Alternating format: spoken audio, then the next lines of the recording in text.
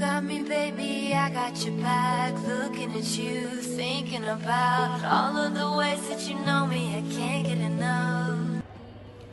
Assalamualaikum warahmatullahi wabarakatuh. Perkenalkan, nama saya Nurse Dilvera Hermiati, Eskep Mkep.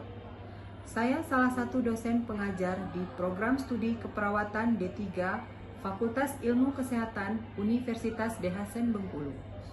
Sebagai salah satu dosen, saya sudah menerapkan Tridharma perguruan tinggi, yaitu dalam bidang pengajaran, penelitian, serta pengabdian masyarakat. Pada bidang pengajaran, ada beberapa mata kuliah yang saya ajarkan, diantaranya adalah keperawatan jiwa 1, keperawatan jiwa 2, psikologi, serta farmakologi.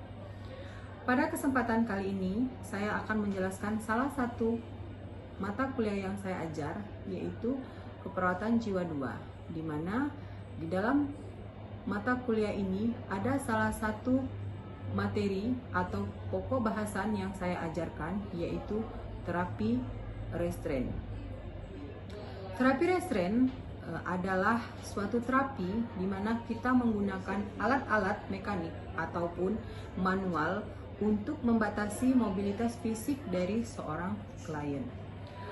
Adapun tujuan di dalam kitab pemasangan restrain ini sendiri adalah untuk menghindarkan hal-hal yang dapat membahayakan pasien selama pemberian asuhan keperawatan. Kemudian yang kedua, kita dapat memberikan perlindungan kepada pasien dari kecelakaan atau jatuh. Biasanya ini kita dapat berikan kepada pasien dengan penurunan kesadaran.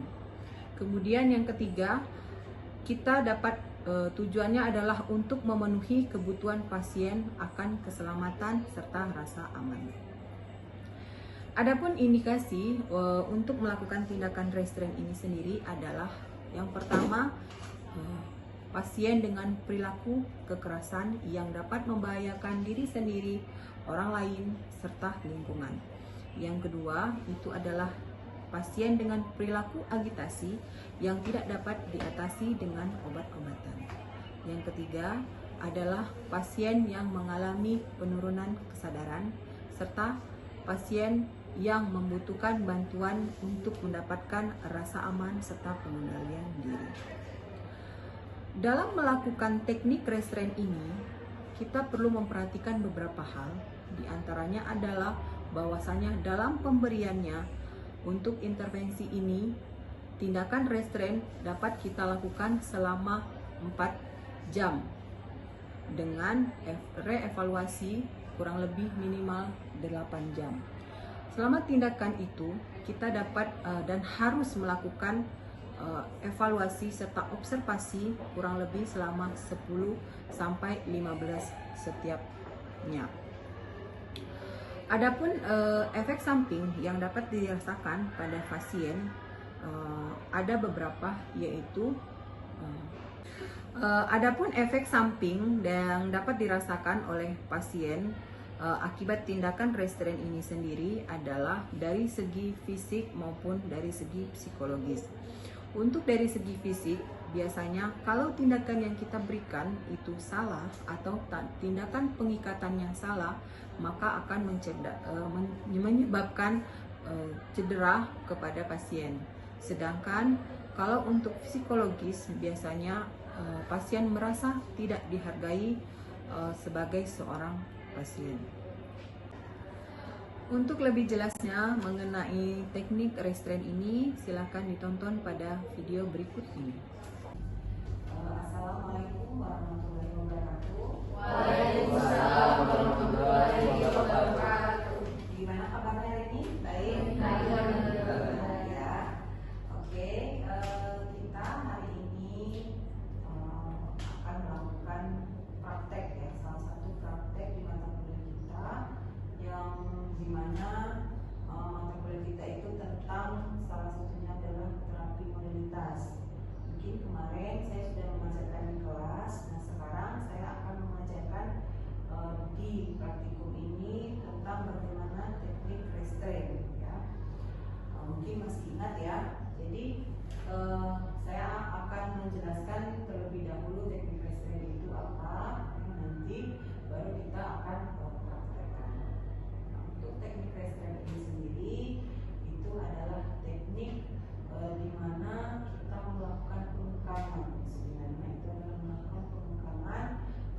kepada pasien, ya, baik sifatnya secara manual ataupun secara mekanik, yaitu untuk membatasi aktivitas fisik dari pasien itu.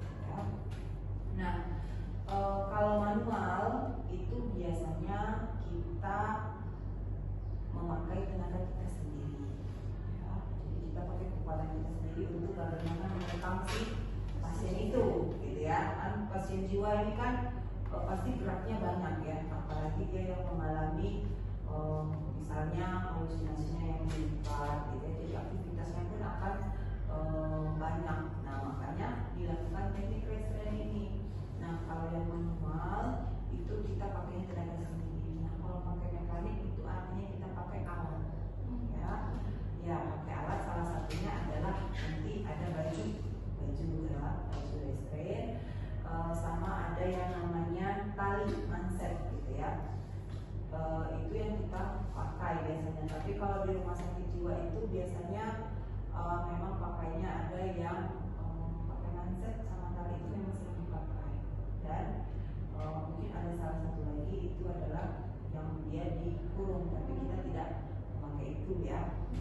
Yang kita sedang praktekkan itu adalah menggunakan alat, ya, alat sama yang manual. Ya. Kemudian apa sih indikasinya? Nah, ya, indikasi teknik restrain ini untuk apa sebenarnya? Nah, sebenarnya untuk indikasi penggunaan restrain ini sendiri adalah tidak hanya pada orang dengan gangguan jiwa, tapi kalau di gangguan jiwa itu biasanya pada pasien-pasien yang mengalami perilaku kekerasan. Nah, ya, perilaku kekerasan. Kenapa mengalami perilaku kekerasan? Kalau dia mengalami perilaku kekerasan, pasti dia akan melukai diri sendiri, kemudian orang lain, kemudian lingkungan. Nah, kenapa kita pakai restrain ini? Ya supaya membatasi aktivitas dia. Berarti kan dia tidak akan melukai dirinya sendiri, kan? Minimal tidak melukai dirinya sendiri, gitu ya, sama orang lain, gitu ya. Nah, itu indikasinya. Kemudian ada juga pasien-pasien yang umum sebenarnya, gitu ya. Pasien misalnya yang mengalami penurunan kesadaran, tetapi dia gelisah, misalnya seperti itu, ya. Nah, itu yang bisa dilakukan restrain. Tapi karena fokusnya kita ini adalah di jiwa, nanti kita seolahnya itu adalah untuk pasien-pasien dengan perilaku kekerasan, gitu ya. Nah, untuk teknik restrain ini sebenarnya sudah lama diperkenalkan, gitu ya. Memang sudah dari zaman dulu, gitu ya. Mungkin kalau dulu mungkin orang mengenalnya pasung, tapi kan pasung tidak boleh, ya. Pasung tidak boleh kita pakai karena apa pasung tidak boleh dipakai? Karena bisa melukai orang pasien. Nah, tapi kalau teknik restrain ini kita upayakan supaya kita tetap membatasi aktivitas si pasien, tetapi kita tidak melukai. Nah, ya, kita tidak melukai si pasiennya. Nah, teknik restrain ini sendiri sebenarnya bisa dilakukan selama kurang lebih ada yang 4 jam, ada yang 8 jam. Ya, mungkin paling lama lah kita 8 jam kita melakukan pengekangan itu sendiri. Nggak boleh terlalu lama, nggak boleh seharian, gitu ya, tidak boleh, ya. Karena nanti akan berefek pada si pasien itu sendiri, gitu ya. Jadi kita pakai kalau untuk dewasa itu yang paling 8 jam maksimal, gitu ya. Ada juga yang 3 jam yang kita pakai, tetapi dalam beberapa jam atau 2 jam itu bisa kita evaluasi, atau misalnya kita evaluasi sekitar 15 menit sekali, itu kita lihat apakah dia ada penurunan aktivitas atau tidak. Karena kalau tidak melakukan penurunan aktivitas, tetap harus dilepas dulu, ya. Jadi yang namanya seseorang itu diikat, gitu ya, dikekang, itu kan memang akan membuat tidak nyaman sebenarnya, gitu ya. Makanya ada batasannya, jadi tidak langsung terus-terusan. Nah, di rumah sakit pun seperti itu, tidak boleh dilakukan selama 24 jam, apalagi berhari-hari. sekitar, ya tadi saya bilang minimalnya ada yang 2 jam, ada yang 4 jam, atau ada bahkan maksimalnya adalah 8 jam. Ya, itu untuk waktunya gitu ya. Kemudian ada juga yang namanya efek samping. Nah, sebenarnya pasti ya yang namanya apapun jenis yang kita lakukan itu ada pengobatan ada efek sampingnya. Nah, teknik restoran ini sebenarnya ada juga sih kelemahannya ya, baik itu dari sisi fisiknya, kemudian atau dari sisi secara psikologisnya juga sebenarnya gitu ya. Jadi kalau orang secara fisiknya dia akan merasa pegel lah ya, pegel gitu ya, atau dalam artian tidak nyaman ya, tidak nyaman karena dilakukan pembungkaman gitu ya. Kemudian kalau dalam secara psikologisnya dia merasa kayak semacam direndahkan seperti itu ya. Kok saya diperlakukan seperti ini gitu ya. Walaupun orang dengan gangguan jiwa, kemarin saya sudah bilang ya di dalam kelas bahwasannya kalau orang dengan gangguan jiwa itu dia itu ada bagian tertentu kadang dia ingat ya, dia ingat pada saat dia misalnya gangguannya lagi tidak ada gitu ya, lagi tidak mengalami misalnya halusinasi atau apa, dia akan mengingat. Jadi kalau kalian melakukan tindakan itu yang membuat misalnya kalian kan kekerasan nih dengan cara yang keras, misalnya main pukul dulu, main apalah sama si pasiennya, nah dia itu akan ingat, pasiennya akan ingat bahwa saya dulu pernah nih dipukul sama si A misalnya. Dia akan mengingat memorinya, mungkin akan mengingat itu memang ada beberapa yang tidak. Makanya pada saat kita melakukan tindakan itu kita perlu informasi kepada pasien. Walaupun dengan pasien gangguan jiwa, tetap harus melakukan konsen. Ya. Nah itu untuk pengantarnya ya yang akan kita lakukan. Kemudian untuk melakukan teknik restraint ini sebenarnya kita harus pilih yang mana yang cocok untuk si pasien. Apakah kita perlu ikat dia di tempat tidur atau kita cukup pakai manset atau baju ya, baju. Nah ini ada satu ya, ini yang kita pakai, salah satunya itu adalah yang ini ada yang ikat sama ini ada yang ikat sama ini yang baju. Tapi kita ceritanya mau yang ini dulu ya, yang kan tadi saya sudah bilang ada 2 ya, ada yang manual sama ada yang mekanik. Nah sekarang kita coba yang manual dulu ya. Nah sekarang 1 orang aja pasiennya gitu ya, 1 orang coba orang. Nah ini misal dia coba dia lagi gaduh gelisah ya. Ini jadi dia pasiennya lagi gaduh gelisah, nah ini pasiennya lagi gaduh gelisah, apa tindakan kita bisa begini ya. Iya, jadi kenapa kita tekniknya seperti itu ya, ini kan membatasi nih kalau kita gini. Ini enak ya karena dia kecil ya, kalau dia besar ya karena saya besar gitu ya. Nah jadi ini ya kita bisa seperti ini. Fungsinya bergerak bisa nggak kamu coba? Bisa, kaki masih bisa, tapi minimal tangan dia tidak akan bisa melakukan ya. Nah itu teknik yang pertama ya. Kamu tetap jadi pasien aja ya. Oke, yang kedua itu adalah saya minta satu orang ya, kamu di sebelah sana. Ini pasiennya, bisa kamu ambil tangannya, dia lagi berusaha, kamu ambil tangannya kayak gini. Enggak, kamu di sebelah situ. Ini butuh 2 orang ya, jadi 2 orang. Ini kamu pegang di sini, ya di sini. Ini di sini. Coba kamu di lengan di sini. Nah, coba gerakan tangannya. Ya kan? Jadi itu, ya kan? Nah, tapi ya ini karena pasiennya diem. Ya, kalau pasiennya berontak kita harus lebih kuat.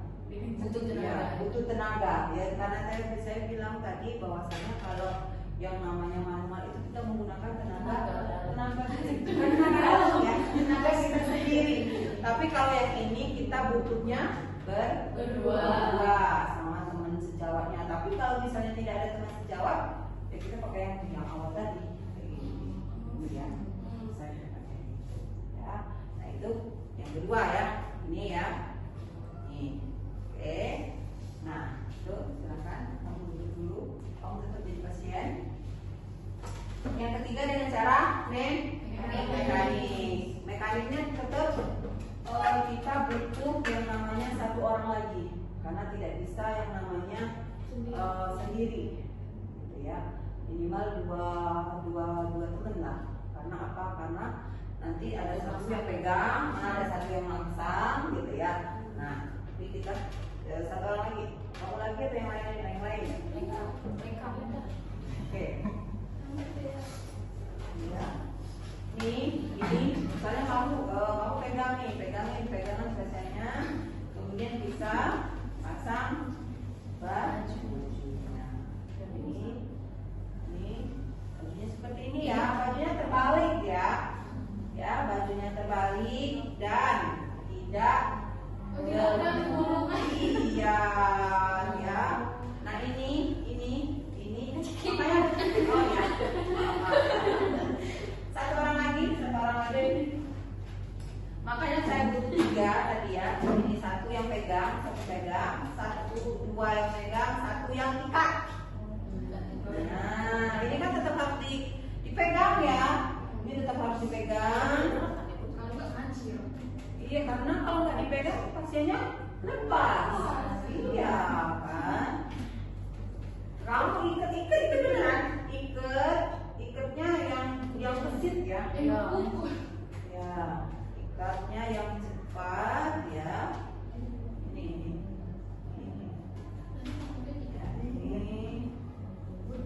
Ya. Kalau dia kan kayak tanggal jam ini, misalnya kita cuma pegang tangan, kalau dia menggunakan kaki itu gimana? Ada nggak gitu kayak seperti ini? Enggak, kalau untuk yang baju ini khusus untuk dia yang tangan aja. Oh, yang ya makanya kita butuh orang lain lagi nanti untuk megangnya. Tapi jarang biasanya kita bisa distract karena dia fokus ke tangannya. Iya, biasanya pasien-pasien itu dia fokusnya ke sini nih. Pasti karena kan dia merasa dia apa sih dibatasi gitu ya. Nah, kalau yang tadi yang kaki biasanya kita enggak lagi pakai kayak gini. Nanti pakai yang diikat di tempat tidur ya. Jadi kaki, tangan itu diikat semua. Ya. Jadi ini satu lagi ini kita suruh gini. Nah, iya nih. Ini untuk dia kecil ya. Jadi, dia kalau pasiennya besar, misalnya harus besar. Ini ya. Jadi ini adalah untuk mekaniknya. Kira-kira bisa kamu gerak nggak? Gerakin tangannya, bisa tangannya bisa. Ini kan ada tangannya ada 2 ya. Satunya di tangan sini. Satunya sini kan. Ya, enak ini.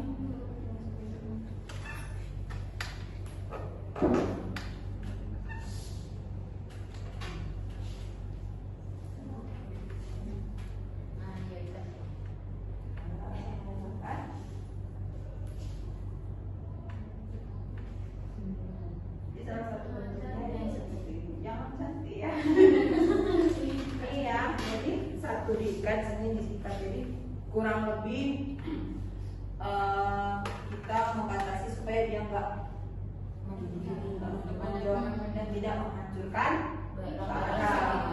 barang-barang di sekitarnya. Ini tadi seperti ini. Jadi diikat sampai ke belakang. Ya. Nah ini boleh nanti kita setelah diikat sini kita bisa taruh dia di ruangannya. Ya, pasiennya bisa kita letakkan di ruangan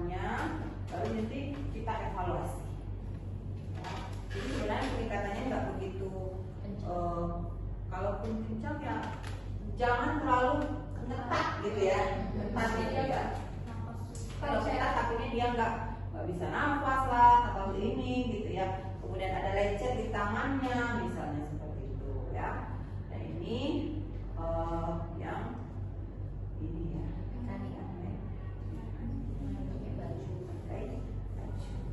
Ini ada di tiga. Dari ketiga ini ada yang mau bertanya? Oke, kasihan dia nggak bisa gerak.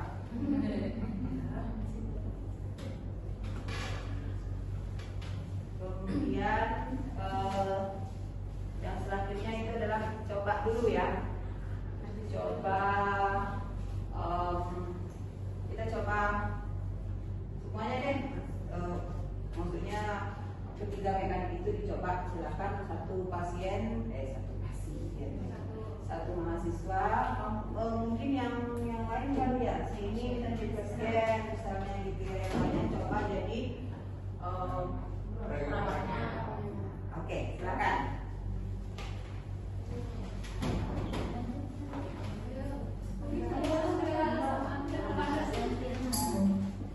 Enak ya kalau pasiennya kecil ya. Ini yang coba yang mana dulu yang ini? Yang manual. Yang manual yang satu orang gimana? Jangan dia merontak kayak kamu merontak kemudian gimana caranya? Iya benar kayak gitu ya. Ya silakan. Ini. Nah, gitu ya.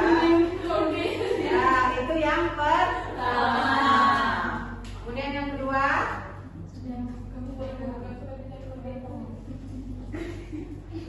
Oke, Ibu, misalnya kita komunikasi ya.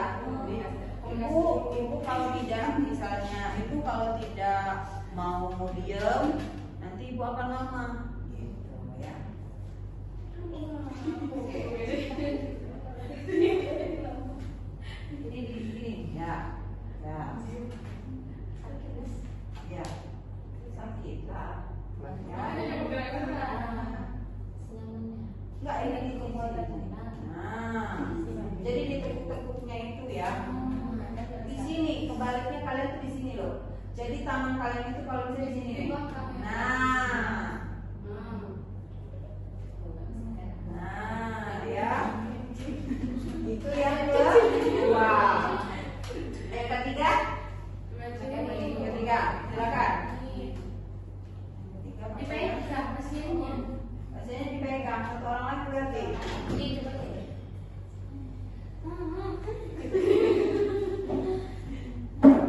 Tapi kayak kesurupan sih.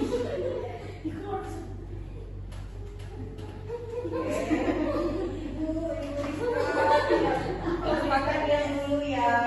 Nah, komunikasi Ibu Rizka dia dulu ya. Kalau Ibu tidak diam, maka tindakan ini akan kami lakukan lebih lama lagi dari ini. Ya, jadi tetap komunikasinya seperti ini.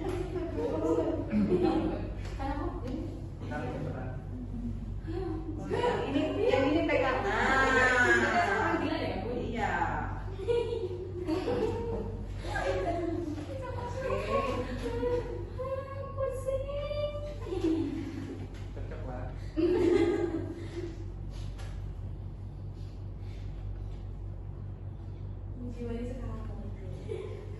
Kenapa kayak gitu loh? Iya, benar.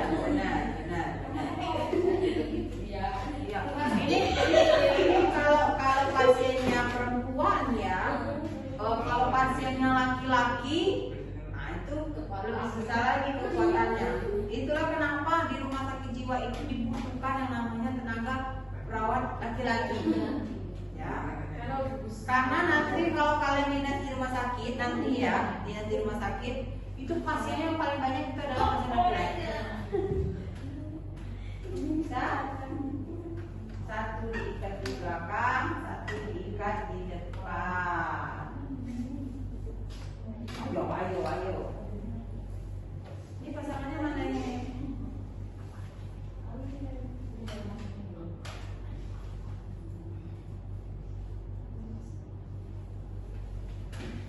Kalau pasien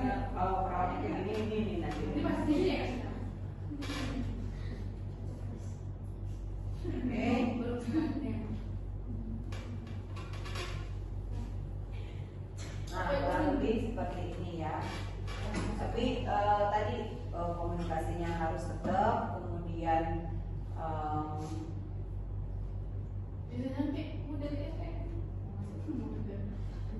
ya komunikasi harus tetap jalan. Kemudian kita juga harus lebih ini ya, apa namanya, lebih gesit. Nah, kalau impactnya ya, oke ya, oke, boleh dilepas temannya, kasihan.